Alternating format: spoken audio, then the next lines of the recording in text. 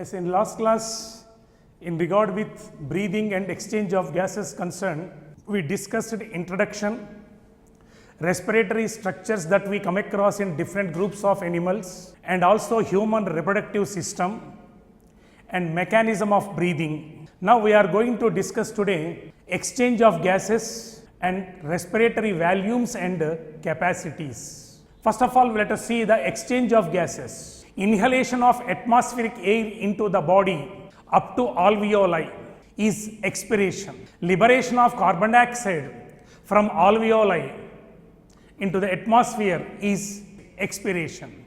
Inspiration, expiration is respiration. Once the oxygen enter into the alveoli, it must get diffused into the blood. Then it should be carried to the tissues where cell oxidation takes place by combustion of nutrients. There the energy will be released along with carbon dioxide. Again carbon dioxide has to taken back to the alveoli, that has to be sent out into the atmosphere. So basing on this concept, respiration can be, broadly we can divide into two: external respiration and internal respiration. External respiration, inhalation, the respiratory gas should reach the alveoli, and expiration, that is exhalation, the CO2 from alveoli should release out into the atmosphere. This is external respiration for which the respiratory tract helps. That means right from the external nostrils to the bronchioles, initial bronchioles, they come under external respiration, that is a conducting part. Alveoli and alveolar ducts comes under the internal respiration. Whatever the oxygen reach the alveoli where exchange takes place, oxygen get diffused into the blood and CO2 get diffused out into the blood. So alveoli is the site of exchange where the simple diffusion occur. By simple diffusion, exchange of respiratory gases occur. Whatever the oxygen that get diffused into the blood, that will be carried to the tissues, their cell oxidation takes place, energy releases. Then we can say the transportation of oxygen in the blood, release of energy, and whatever the amount of carbon dioxide produced in tissues should take back to the alveoli. This comes under internal respiration or cellular respiration. The combustion of nutrients in the presence of oxygen is called cell oxidation.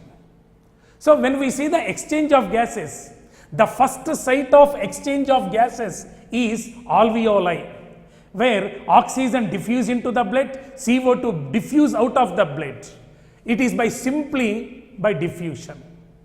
The second site of exchange of gases in between the tissues and blood, the CO2 will be transported by the blood, and there the diffusion of oxygen get diffused into the cell for cell oxidation. After cell oxidation, whatever the CO2 produced in the cell should get diffused out into the blood, that has to be carried back to the alveoli.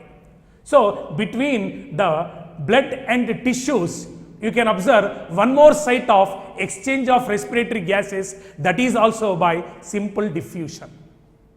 For diffusion, there are some parameters required that depends upon the concentration gradient of respiratory gases. Depending upon the concentration gradient, the exchange process occur, for which there are two important factors help. One is solubility of the gases. Solubility of the gases is very important for proper diffusion. And in the same way, when there is a diffusion, the diffusing membrane thickness also taken into consideration. Thickness is more, diffusion will become difficult. If thickness is less, permeability will be more, simply diffusion process takes place. So thickness of the membrane, solubility of the gases are the two important factors that play role in exchange of gases at these two sites. Now let us see a term that is partial pressure. What is partial pressure? Mixture of gases. We breathe air, not oxygen. We breathe air. Whatever the air we breathe, inhale, that reach the lungs and reaches to the alveoli where exchange of gases takes place. Though there are so many gases present in the air, only oxygen could able to diffuse into the blood. Why? That is because of the partial pressure. Partial pressure playing vital role. What is partial pressure? The pressure of a particular gas in a mixture of gases. The pressure of a particular gas in a mixture of gases is called partial pressure. When we inhale the air, there are so many gases, even though oxygen is only diffusing into the blood. That means the partial pressure of oxygen is more. Actually, oxygen and CO2, when we see, both are exhibiting good affinity towards hemoglobin that present in RBC. Both can diffuse, both can bind with hemoglobin, but oxygen only is diffusing into the blood and binding with hemoglobin. Why not carbon dioxide? Though it is having more affinity than oxygen. Though carbon dioxide has more affinity than oxygen, oxygen only can diffuse and binding with hemoglobin. That is because of partial pressure. At alveoli, the inhaled air is provided with high pressure of oxygen than CO2. That is the reason the partial pressure of oxygen, the oxygen can diffuse into the blood. In the same way, we can also observe the partial pressure of CO2 when expiration takes place. In such a way, the partial pressure of oxygen and partial pressure of carbon dioxide are playing different roles in different parts of the body during breathing. Now let us see the partial pressure of oxygen and partial pressure of carbon dioxide and different parts of the body including atmosphere. If you observe this table, easily we can observe respiratory gases, partial pressure of oxygen, partial pressure of CO2 at different regions of the respiratory tract. If you take up oxygen, in atmosphere it is 159, partial pressure is 159 mmHg, the units you know. In atmosphere it is 159. When we breathe, inhale, by the time it reaches to the alveoli, it comes to 104. The partial pressure is 104. When it enter into the blood, the partial pressure of the oxygen become 95. When it binds, when we see in deoxygenated blood, the oxygen partial pressure will be 40. And when it reaches to the tissue, partial pressure of oxygen is only 40. So once you see in atmosphere 159, in alveoli 104, in oxygenated blood 95, in deoxygenated blood it is 40, and even at tissues the partial pressure of oxygen is 40. When we observe the partial pressure of CO2 in different parts of the respiratory tract, including atmosphere. In atmosphere, it is 0.3. At alveoli, it is only 40.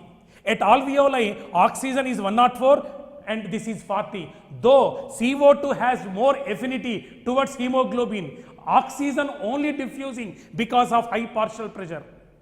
When we come to the oxygenated blood, where partial pressure of oxygen, CO2 is 40. In deoxygenated blood, the partial pressure of CO2 is 45, where the oxygen is less, 40. Hence it is deoxygenated blood. The concentration of CO2 is more in this blood.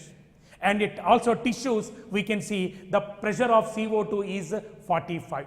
In such a way, the partial pressures of oxygen and CO2 are differing in different parts of the respiratory tract, including the atmosphere. Now let us discuss the respiratory volumes and capacities in humans. First of all, let us see the respiratory volumes.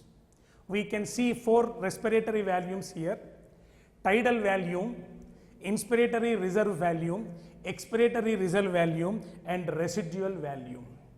One by one we discuss. Tidal volume, the total volume of air a person can inspire or expire during normal respiration. The total volume of air a person can inspire or expire during normal respiration is tidal volume. Normal breathing, the volume of air that enters the lungs, or the volume of the air that expels out from the body. This volume is tidal volume, which is about 500 ml per breath. And the second one is inspiratory reserve volume. Additional volume of air a person can inspire by forcible inspiration. Apart from normal, by forcible inspiration. Apart from normal, that is tidal volume, which is around 500 ml. Apart from that, normal inhaled air, additional volume of air that enter into the body by forcible inspiration is inspiratory reserve volume. This is about 2500 to 3000 ml. Means addition to tidal volume, forcibly when we inhale, whatever the amount of air that enters, that is inspiratory reserve volume. Third one is expiratory reserve volume. Additional to the volume of air, a person can expire by forcible. Whatever the air we expire in normal expiration, apart from that volume, when we expel forcibly by expiration, whatever the volume of air goes out, that comes under expiratory reserve volume. Normal expiratory volume plus the volume of air that expelled forcible expiration. That is expiratory reserve volume. These are two opposite. Normal inhalation with forcible inspiration. And this is normal expiration and forcible expiration. This is inspiratory reserve volume and expiratory reserve volume. And once we come to the residual volume, the volume of the air remaining in the lungs, even after forcible expiration. When we apply the forcible expiration, for this forcible expiration, abdominal muscles also take part. In normal respiration, we discussed phrenic muscles of diaphragm, intercostal muscles present between ribs involved in normal inspiration and expiration. But in forcible expiration, you will see abdominal muscles as well as internal intercostal muscles also help in this forcible expiration. So due to this forcible expiration, whatever the amount of air expelled, even after that, the volume of air that remain in the lungs is residual volume. Residual volume is the volume of air remaining in the lungs even after forcible expiration, that is about 1100 to 1200 ml. These are the four types of respiratory volumes we come across in human body. This is normal inspiration, normal expiration comes to 500 ml per breath. And inspiratory reserve volume, additional volume of air that enter the body apart from normal inspiration. Expiratory reserve volume, additional volume of air that expire out due to forcible expiration along with normal expiration volume of air. And residual volume, the volume of air remaining in the lungs even after forcible expiration. Even after forcible expiration, the amount of air, the volume of air that present in the lungs is residual volume. Now, let us see one more concept, the capacity. The pulmonary capacity, lung capacities we have to see. Here we come across 5 types of capacities. How we get capacities? By adding few respiratory volumes, then we can have pulmonary capacity. By addition of the respiratory volumes, we can get pulmonary capacities. First of all, let us see inspiratory capacity. The volume of air a person can inspire after normal expiration. After normal expiration, whatever the volume of air that enter into the lungs, that is inspiratory capacity, which includes TV plus IRV. TV, tidal volume plus inspiratory reserve volume, comes together inspiratory capacity. The volume of air a person can inspire after normal expiration. After normal expiration, whatever the amount of air that we inhale, that comes under inspiratory capacity. Simply we can say by adding the volumes TV plus IRV, tidal volume plus inspiratory reserve volume is equal to inspiratory capacity. Then we can see expiratory capacity. The volume of air a person can expire after normal inspiration. It is quite opposite to this. The volume of air a person can inspire after expiration. Here a volume of air that will expire after normal inspiration. After normal inspiration, whatever the amount of air that expels out, which is expiratory capacity, that is by TV plus ERV, tidal volume plus expiratory reserve volume. Tidal volume plus inspiratory reserve volume is inspiratory capacity. Tidal volume plus expiratory reserve volume is expiratory capacity. TV plus ERV, TV plus IRV.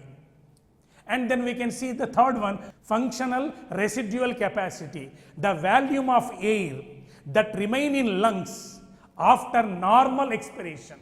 After normal expiration, whatever the amount of air, whatever the volume of air that present in the lungs is functional residual capacity, which is ERV plus RV, expiratory reserve volume plus reserve volume, that is residual volume. Residual volume, expiratory reserve volume collectively comes to functional residual capacity, the value of air that remains in the lungs after normal expiration.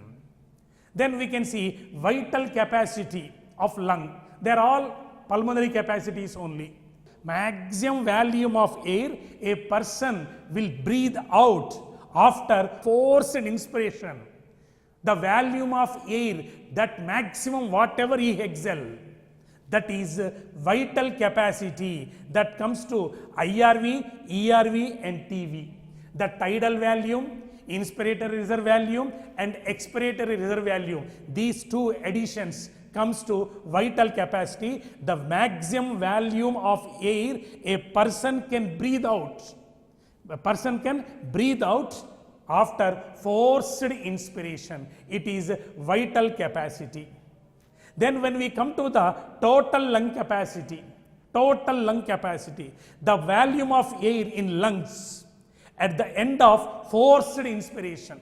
When we take forced inspiration, whatever the volume of air that presents in lungs is total lung capacity. It is nothing but TV plus IRV plus ERV plus reserve volume or residual volume. Tidal volume, IRV, ERV and residual volume. These are the pulmonary capacities that we come across in humans. Now, we are going to discuss the subtopic transport of gases. Blood is the medium for transport of respiratory gases. Let us see, from atmosphere, mixture of gases enter into the body by passing through respiratory tract and reaches to lungs or alveoli. There, oxygen has to get diffused into the blood. From blood, CO2 has to get diffused out into the respiratory tract, that has to be taken to atmosphere.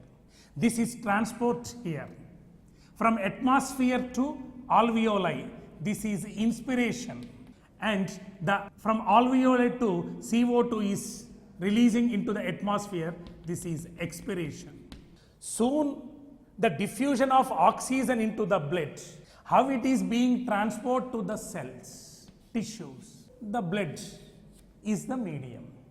Blood is carrying, serving like a medium which is transporting to the tissues, where again oxygen get diffused into the cells. Cell oxidation takes place, cell metabolism complete.